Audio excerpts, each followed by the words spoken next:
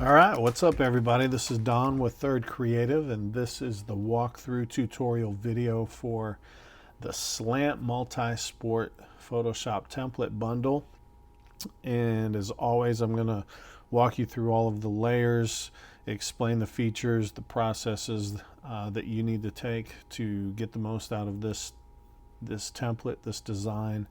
I'm going to work with a 2x3 vertical file, but just like all the other templates, the processes, the layers, the features pretty much translate to all of the other files as well.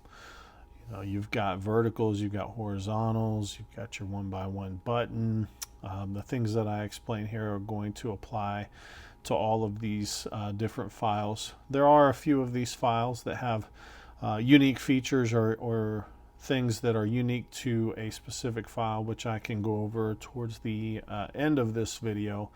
But the bulk of it, we're going to concentrate on this 2x3 vertical. Ordinarily, I would start at the bottom here and work my way up, explaining every layer, how to adjust everything, go into great detail, and I'm still going to do that, but I'm going to change it up just a little bit. And I'm going to start off by explaining what I think most people will be coming to this video for, which is the double image, which, as you can see when you open it up, it by default is a single image option. So what I've done is I've color coded some things here to help you out. If you want to use this as a double image, you're looking for these orange folders, and you'll notice that they are turned off. Each of these orange folders are not on, but this yellow folder is turned on. The yellow folder is for single image. So if you're wanting single image, you'll leave it as it is, but if you're wanting double image, what we'll want to do is turn this single image folder off and turn on the orange folders, which are all for the double image option. All right, so once you have your orange folders turned on, I'm going to explain how these are set up and how they work. The very first one, double image option, lower subject, pretty self-explanatory. If I open it up, there is a subfolder in here, which is where you would insert your subject images that you would have towards the bottom, the smaller one, the more prominent one. I have some color grading options in here, which I'll explain more about later. But this right here, you would want to open this first orange folder and make sure that you insert your subject images into the orange subfolder and scale and position them how you would want them. Now, the background image, I have set this up. Actually, let me close this. Well, let's look inside. Same thing, we've got some color grading, but rather than a subfolder to insert your images, it's a smart object. So some of you Photoshop automation wizards out there might be able to figure out a way to make this a little more automation friendly, but the way this is set up, I'm assuming that this particular look is going to require a little more finesse, a little more hands-on, but not too bad. I'm going to explain it. So rather than having you insert subject images both in this folder and in this folder in order to have your subject image show on these stripes, and then also to have your subject image show in the background, I created a smart object and I copied it. So this smart object is the same as this. It's just a copy. So if you were to open it up and make any changes, those changes would also apply to this copy. Now, I did that for a few reasons. One, like I said, is to not have you dropping subject images into separate folders and trying to make them line up. I didn't want that to be difficult for you, but I wanted the appearance that the stripes are closer to you than what's behind the stripes, or in this case, in the red. So if we zoom in just a little bit, I scaled the foreground portion of it a little larger than the background, and you can barely tell, at least right there, but maybe, okay, you can see it here in the arm a little bit. So this red portion is just a little bit smaller, and the idea was just to give the appearance of some depth. So when you're inserting your images to be used for this background, you can really open up either of these smart objects. You probably go with this middle one. I say middle one. That's just because we have this orange folder here. This is the middle orange folder, and this is the smart object. So the way you would do that is to just click on this little icon right here. And if you do that, you'll open it up. Now, I've got all of these guidelines showing here, and that's a reference to help you. They're not going to show in your final image, but when you insert images into this layer panel, into the smart object, which I'm going to demonstrate, you can use these guidelines to scale and position them where hopefully they'll look right first try. You may have to come back and tweak or finesse it a little bit, but hopefully it'll be close enough. So just for the sake of demonstration or giving you an example, I've got a few images set up here in this folder. I'm going to hold down Shift, highlight them all, and we're going to just drag and drop them in here. You'll need to hit the check mark for each one, and in this case they're not showing up the same size. Yours may show up the same size, but what you can do, leave the original lower layer turned on and just pick one to work with, turn the rest off. So we'll work with this top one here. So if I zoom in these guidelines, you'll notice this is basically, if you get outside of these guidelines, then that portion of their arms or their body would end up going off of the canvas when you go back to the template file.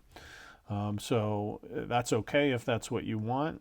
I mean, that doesn't make or break the image, but if you want the elbows and everything to remain on the canvas, these side guidelines will help you.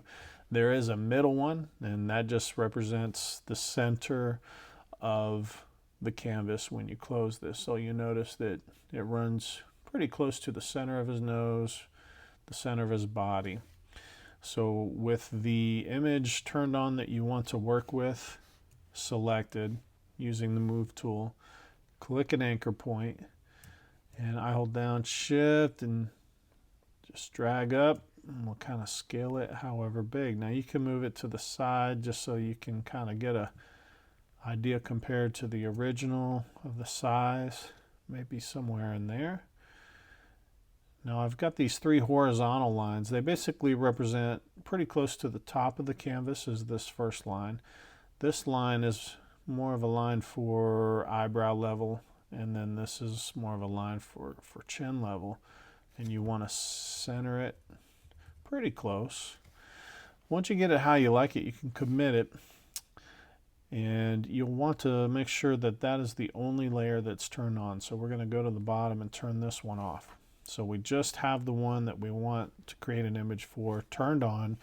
We have it scaled in position how we think we want it. And once you get to that point, we'll just want to come up here, hit the X. It'll bring up this window. Very important.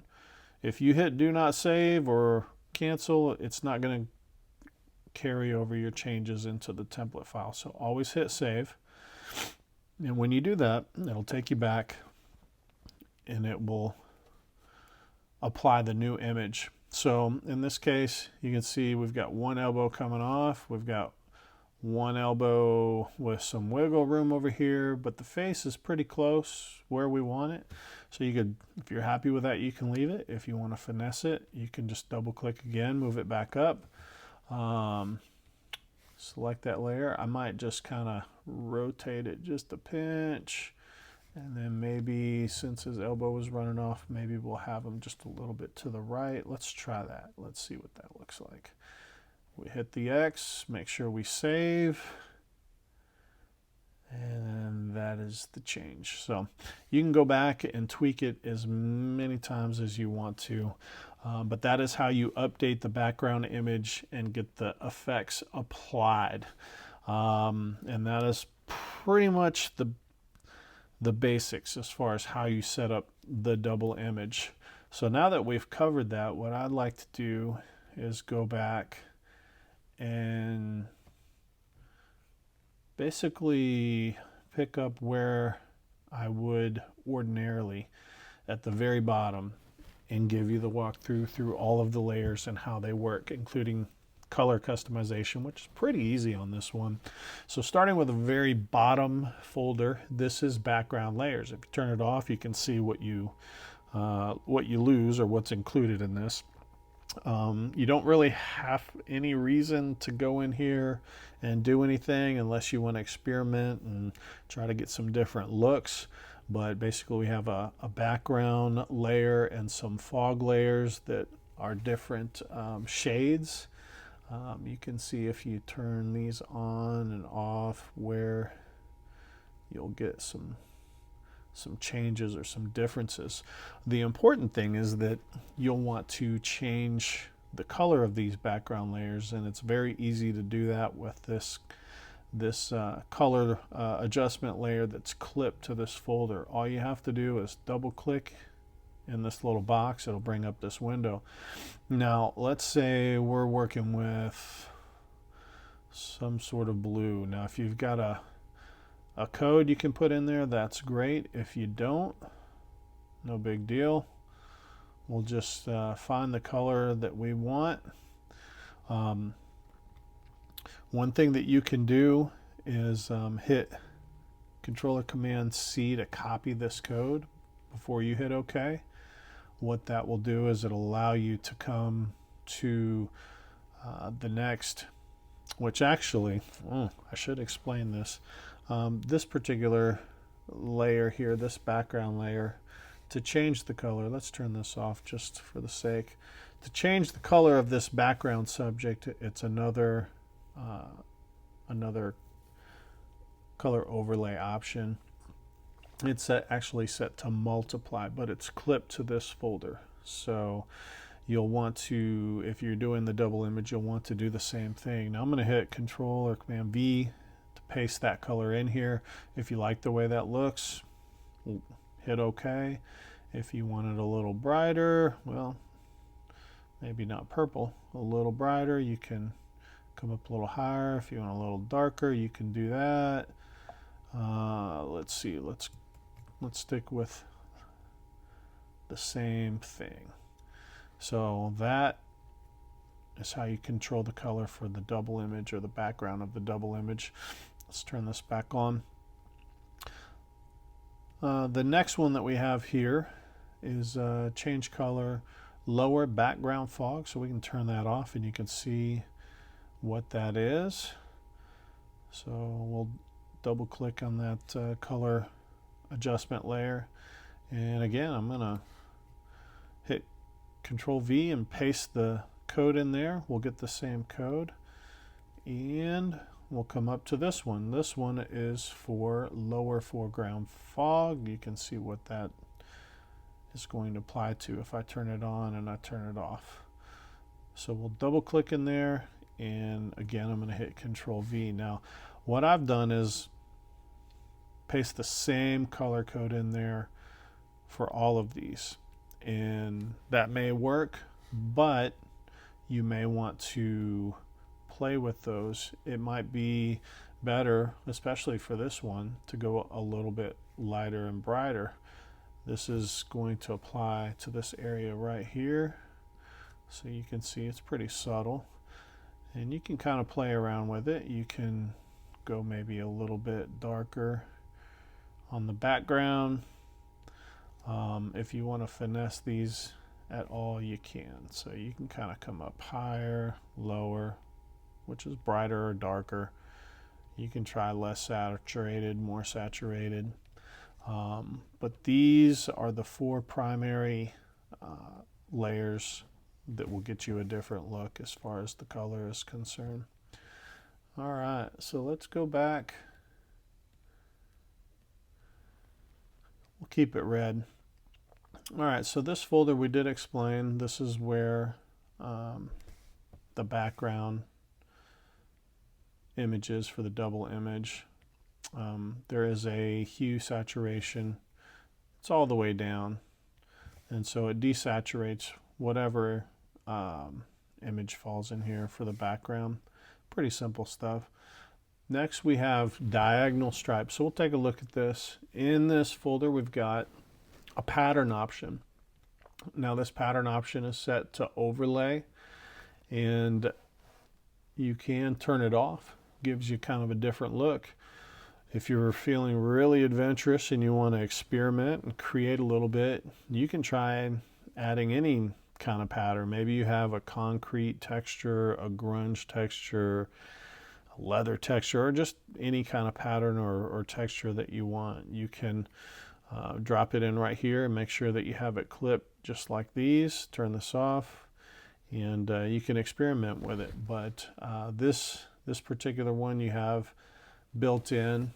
If we zoom in, you can kind of see it's just kind of like a series of holes, and you got a little rim of light down here, so it gives a little depth or the appearance.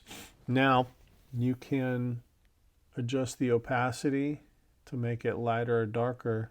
If you turn it off, you can see it lightens up the color, so when you have it on, it's going to darken whatever color you have selected.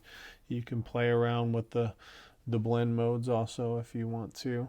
But otherwise, really, it's just a situation where you decide if you want to have the pattern or if you don't, or if you want to add your own pattern. The next layer we have here is where you would change the color. It's very simple, just like all the other color adjustment layers that we have here. If you double click, brings up this panel, so you can add a little bit of color to it, play around with it, see what looks good to you. Next we have diagonal stripes. So this is a subfolder, and in this subfolder we have basically all of the shapes. They are arranged in a way that will work with the double image, so that the face will appear right here in this area. So you probably want to leave those alone. Also because the next folder that we have up here for the double image, we have masked, so that this, whatever's in this folder, doesn't show in this background red area. But we'll go ahead and open that up, and this will be a good time to talk about the color grading. So let's turn this back on as a double image while we're talking about this, not that one. There we go. All right, so in the subfolder, I already explained that this is a smart object. A few things I didn't explain was these color grading options, which I'll go over, but then also we've got all of these smart filter adjustments on here. So you can kind of turn them off and turn them on to see what they do. You can open them up to see how they're set, but I have a levels adjustment, which darkens it just a little bit. So if I turn that back on, you see it gets a little bit darker. The idea that I had was to have this background subject a little darker, so that it draws your eye to this. This is the feature. Even though it's smaller, it's more brighter, more vivid, more prominent, and this is more of a background image that is just a little bit darker. Now we've got hue saturation, so you can see that has a big difference. And so let's go ahead and open that one up, and you can see what I've done here. I've brought the lightness / darkness way down into the darkness, -35. You can play around with that. If you want it brighter or darker, you can adjust that. We'll leave it around 35, and I've increased the saturation to 10, so you can increase it more, you can bring it down, you can do a lot of things to fine-tune the look that you get. I tried to set this up so that it would be a nice default setting. Let's go ahead and get that back to 10. But you can kind of see what's going on there. Then we also have a drop shadow, which you can kind of see it in here. If you go with a lighter background, this drop shadow is probably going to be way too dark. So you can just double click on it, open it, and you can bring the opacity of it down just a little bit. With the background being darker, I have it all the way up just so that you can hopefully pick up on that and notice it, and that it doesn't just, you know, it's not too subtle where you don't even notice. So those are the smart filters that are attached to this. The color grading, let me explain that real quick.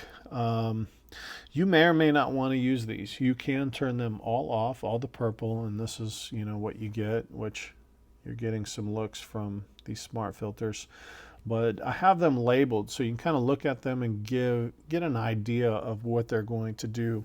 But basically these are color lookups or LUTs, which you can open up and you can go through and play with all of these.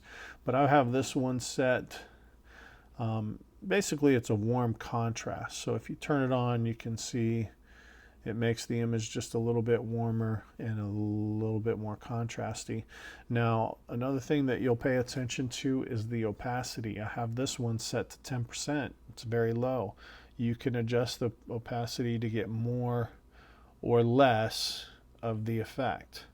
So there's a lot of fine tuning that's involved here. I've got this set up in a way that looks good for these default sample images, but your lighting might be different, your color scheme might be different. You might have cooler uniform colors. You might have different skin tones. All these things come into play and are factors. So you have the ability to come in here and play with the opacity. The next one that we have is just labeled as warm. So it's not as contrasty, but it's much warmer. Now, probably because it's set to 25%, you can again bring that up or down. Let's turn that one off. The next one that we have is cool, so you can see the effect that it gives, and again this one's only at 30%. We've got cool low contrast, so it'll give a little bit of a flatter look, but it is also a cool filter. And then we have this one, which is bleach bypass. Turn that on, it's going to really enhance the highlights. This is only set at 10%. Turn it all the way up, you can see what happens. Probably not a look that you want at 100%, but you can find the sweet spot. It may only be 5%, but by default it's set at 10%. So you can get in here and play around with these. Something that I notice when I'm making my subject or sample subject images is that I like to use combinations. So you might leave bleach bypass on in combination with warm contrast. So you can see warm contrast, add bleach bypass. You can play with the opacity levels, and you might even decide that you like a look by combining cool and warm together. Both warms. You can play with different combinations and it gives you different tones, different color grading looks. So that's it in a nutshell. And you're going to have the same options in this folder, which is for your lower subject. And then you're going to have the same options in this folder, which is for your single subject. You have all of the same color grading options to work with. So that might be a lot, but it's something fun that you can play around with and you'll get the hang of it. All right, so now we have our next folder here, which is upper highlights. You turn it off, turn it on, you can kind of see what you're working with. It's basically two layers here, one in the left corner, one in the right corner. It just kind of adds a little light coming down at an angle. Let's see, they're set at 50%. You can play around with the opacity, and if you want a brighter look, you can do that. You can even draw the master opacity down if, like in this case, it's not very prominent, but if you set it up in a way where it's a little too much, you can draw the master opacity down. Next we have the diagonal, well, looks like I can't spell here. I have to correct that. Diagonal light streaks. So these are light streaks that will actually overlap this background subject image, and they just kind of run through these sections here. You can see, and if you open it up, you can play with the opacity of each one individually. If you want to adjust anything, you can scale them, move them. I've got them set up in a way where you shouldn't have to do all of that, but you do have the option to come in here and move each one around, make them bigger, smaller, or play with the opacity of each one. You can also select the master folder here and reduce the overall opacity of all of them if you want a quick option to decrease that effect. Next we have lower background fog. Very simple. This is just this area right here, so it kind of features this lower subject image, but it also works great if you turn these off and you go with a single image. You don't have to change anything. You don't have to turn that off. It just works. I mean, you can, but it works for both.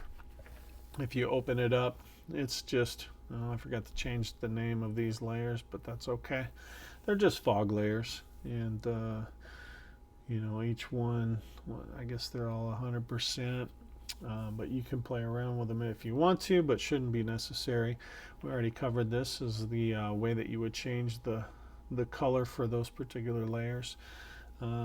We've already covered this folder for the lower subject image and the double image option, and we've already covered all the color grading, and that this is your single image option. So again, just insert all your subject images into this subfolder here if you're going for the single image look. Next we have our lower foreground fog. If we open it up, again, I didn't change the layer names, but that's okay.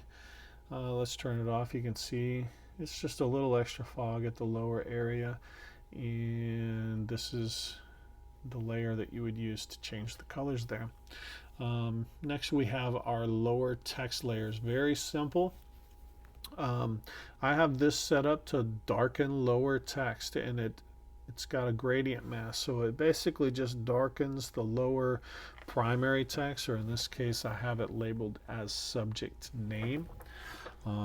You can keep that, or you can turn it off. Some of the subject images that I made, or the sample subject images that I made, I used it, and some of them I didn't. It just depends on the look that you want. If you are doing a really light background and you make this text black, obviously you won't need it. You can also make it darker or lighter by clicking here, and you can draw down the exposure, or you can bring it up. You have that option, but the first text layer is for your subject name. This is where you will change the name, and it's very simple.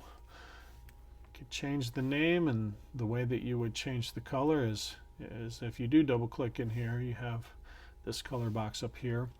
I highly recommend that you always keep a character panel. I use this more than almost anything else. I'll get very familiar with all of these things. They're your friend. But right here you can change the color to anything, so you get the idea. This is a subtext. Now in this case I have Coyote Basketball 2022-2023. You can put whatever you want there. You can turn it off. Depending on what you put on there, it may run off of the canvas, or it may be much shorter. So a few options you have. You can hit this T here to make it a little bolder if you want it. You can increase the font size if you need it to take up more space. Or if you don't want the font size larger, but you need it to be wider or less wide, you can come here to the kerneling. This right here, I just kind of click and drag left and right, and you can see it'll increase the space in between your letters, and you can just find something that works.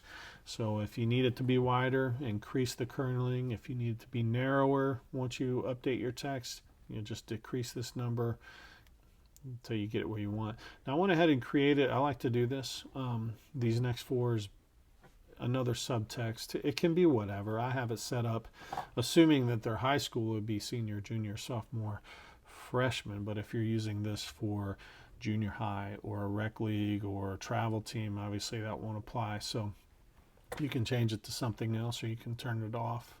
It can be anything that you want. But you would change the color the same way on all of these. Pretty simple, pretty easy. The master folder has a drop shadow, so you can kind of see it adds a little depth. When I was making subject images, there was a few of them where it just didn't look right, and so you can turn it off right here. Turn it on and turn it off. Just depends on if you want that or not. And that is pretty much it. I think I'll pull up a few other files real quick and just cover a few other minor details that you might run into on some of the other files that don't apply to this one. So let's go ahead and jump into that and wrap this thing up. All right, so let's take a look at the memory mate real quick. Everything that we went over on the vertical file, it's going to apply here as far as, you know, the text layers that you see here at the bottom, changing the colors. It's all pretty much the same. In fact, you know, if you've already have a customized file, you can copy the color codes and then apply them. Just open them up and paste them in here and you'll get the same look. But the main thing that you'll need to know as far as how the memory mate works, and if you've used my templates before, you're probably already familiar with this, but I have a folder set up where you will insert a team image that you've already created. This is that folder. If we open it up, you can see you have a sample. So let's say that you're working with this template. You're not going to use my sample, so you can turn it off or you can delete it. So now, well, let's not delete it. Let's just turn it off. So this is a folder where you'd want to insert your image. Now I have one saved here. So all you would do is just drag and drop that into the template. Now it's going to scale it the same size. Now I should be more specific. You probably want to use the 4x5. It just works out best as far as space is concerned. So if you've created a team image that's 4x5, you'll drop it in. It actually went just above this folder. Let's go ahead and hit the check mark. Let's drop it into this folder, and that way this drop shadow will apply.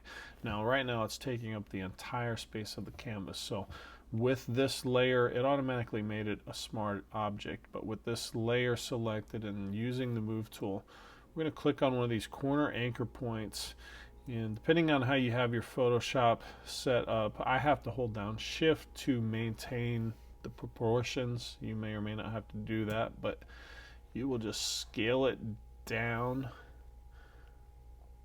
to about the size.